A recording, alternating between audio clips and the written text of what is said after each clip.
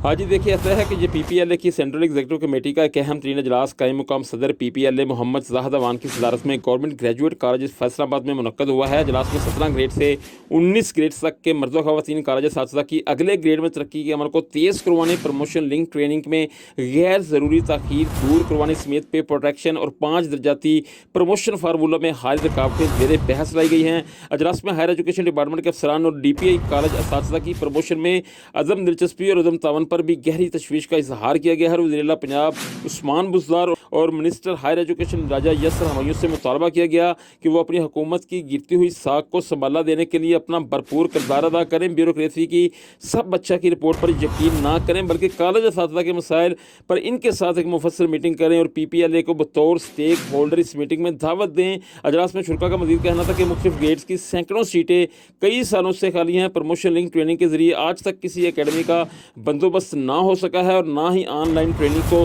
पर वक्त करवाया जाता है। सुस्त रवि का आलम यह है कि 1995 में पब्लिक सर्विस कमीशन के जरिए भर्ती होने वाले लेक्चरर 26 साल का तवील तरीन अरसा गुजर जाने के बाद भी सिर्फ एक ही ग्रेड ले सके हैं और इनमें बहुत सारे मर्द ख़वातीन असातिज़ा एसोसिएट प्रोफेसर बनने की हसरत दिल में लिए ही रिटायर हो रहे हैं। पाकिस्तान तहरीक इंसाफ की हुकूमत को 3 साल गुजर जाने के बाद भी शायद समझ नहीं आ रही कि ब्यूरोक्रेसी पंजाब के 18,000 मर्द ख़वातीन असातिज़ा का सर्विस स्ट्रक्चर तबाह कर रही है और इस अफसोसनाक सूरत हाल का शिकार बीमार कौम बनते जा रहे हैं।